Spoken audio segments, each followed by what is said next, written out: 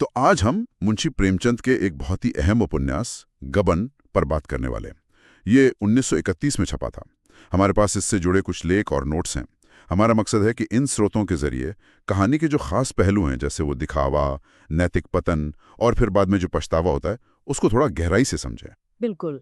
और कहानी का जो केंद्र है वो रामानाथ नाम का एक नौजवान है और उसकी पत्नी जल्पा। वो बेचारा फंस जाता है एक तरह से। एक तरफ पत्नी की गहनों की इच्छा, दूसरी तरफ समाज में अपनी झूठी इज्जत बनाए रखने की चाहत। और यहीं से, जैसा हमारे स्रोत बताते हैं, कहानी में असल मोड़ आता है। हाँ, कहानी शुरू होती है बनारस में। रमानाथ एक कह सकते हैं निम्न मध्यम वर्गीय परिवार से। नई नई शादी हुई है और पत्नी जल्पा को गहनों का बड़ा शौक है। अब रमानाथ की आमदनी तो ज़्यादा है नहीं, पर वो जल्पा को खुश रखना चाहता है। तो वहीं से वो सामाजिक दिखावे का प्रेशर, वो दबाव बनना शुरू होता है। और जल्पा का ये जो शौक है गहनों का, वो शायद उसके, आप कह सकती हैं, मायके के माहौल से आया हो या फिर आस पड़ोस में देखकर समाज में तुलना करके। स्रोत इस तरफ इशारा करते हैं और रमानाथ अपनी पत्नी की ये ख्वाहिश पूरी करने के लिए एक गलत कदम उठा लेता है। वो दफ्तर के पैसों का गबन कर लेता है, मतलब हेर फेर कर लेता है पैसों। हाँ, हेर फेर। और सोचता है कि अरे जल्दी ही लौटा दूंगा, पता भी नहीं चलेगा। फिर उन पैसों से जल्पा के लिए गहने खरीदता है और झूठ बोल देता है कि ये तो किसी रिश्तेदार ने दिए हैं। ये एक छोटा सा झूठ लगता है, पर असल में ये बहुत बड़े जाल की पहली कड़ी थी। हाँ, मतलब एक बार उस रास्ते पे चल पड़े तो फिर मुड़ना मुश्किल हो जाता है। बिल्कुल। विश्लेषण यही बताते हैं। अपना पहला गुनाह छुपाने के चक्कर में वो फिर, जैसे रतन जैसे कुछ भ्रष्ट साथी थे उसके दफ्तर में, उनके साथ मिल जाता है। फिर जालसाजी, रिश्वतखोरी, इन सब में पड़ता जाता है।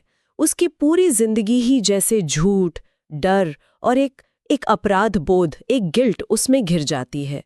ये उस समय के समाज की, खासकर मध्यम वर्ग की, एक दुखती रग है कि कैसे दिखावे का दबाव इंसान को अंदर से खोखला कर देता है, नैतिक रूप से गिरा देता है। कहानी में फिर एक बड़ा ट्विस्ट आता है जब जल्पा के गहने चोरी हो जाते हैं, है ना? हाँ, ये बहुत अहम मोड़ है। और दिलचस्प बात यह है कि इस चोरी के बाद और फिर वो पति का बदला हुआ बर्ताव देखती है तो जल्पा का मोह गहनों से हट जाता है। हमारे स्रोत इसे जल्पा के किरदार के विकास में एक मील का पत्थर मानते हैं। वो उस दिखावे की दुनिया से जैसे बाहर आ जाती है, आत्मनिर्भर बनती है। अच्छा, मतलब उसका फोकस बदल जाता है। हाँ, बिल्कुल। अब उसकी प्राथमिकता गहने नहीं रहते। अब वो आत्मसम्मान और ये जानना चाहती है कि उसके पति के साथ असल में हो क्या रहा है, सच्चाई क्या है। कई लेख इसे उस जमाने के लिहाज से स्त्री सशक्तिकरण का एक बड़ा पावरफुल उदाहरण मानते हैं। और उधर रमानाथ का क्या होता है? वो तो शायद डर के मारे भाग जाता है। हाँ, वो अपने किए के उजागर होने के डर से घर छोड़कर झांसी भाग जाता है। वहां उसकी जिंदगी काफी मुश्किलों और पछतावे में बीतती है। लेकिन जल्पा वो भार नहीं मानती। नहीं, बिल्कुल नहीं। स्रोतों में उसकी हिम्मत की बहुत तारीफ है। वो ठान लेती है कि पति को खोजेगी। और इसमें रमानाथ का एक दोस्त है, वकील महेंद्रनाथ, वो उसकी मदद करता है। ये सिर्फ रमानाथ को ढूंढना नहीं था, ये सच्चाई को सामने लाने की भी एक लड़ाई थी। झांसी में जो वो मिलते होंगे वो सीन काफी इमोशनल रहा होगा। वो रमानाथ को हिम्मत देती है, उसे तैयार करती है कि वो सच का सामना करे, आत्मसमर्पण कर दे। अगर हम इसे बड़ी पिक्चर में देखें तो स्रोत बताते हैं कि ये प्यार और अंदर की जो हिम्मत होती है, आत्मबल, उसकी जीत है। महेंद्रनाथ की कानूनी मदद मिलती है, रमानाथ कोर्ट में सरेंडर करता है, जल्पा गवाही देती है। तो उसे सजा होती है या? उसे कोई बहुत बड़ी सजा नहीं मिलती और आखिर में वो फिर से मिलते हैं। लेकिन इस बार उनका रिश्ता जो है वो सच्चाई और एक दूसरे की समझ की बुनियाद पर खड़ा होता है। तो ये सब जो हमने डिस्कस किया, इन विश्लेषणों और कहानी के हिस्सों को मिलाकर देखें तो गबन का असल निचोड़ क्या निकलता है? देखिए, जो मुख्य संदेश है वो तो काफी साफ है, जैसा हमारे स्रोतों में बार बार जिक्र आता है। एक तो ये कि मध्यम वर्ग में जो दिखावे की प्रवृत्ति होती है वो कितनी खतरनाक हो सकती है। दूसरा, गहनों का जो सिंबलिज्म है वो कैसे सामाजिक रुतबे से जुड़ा है।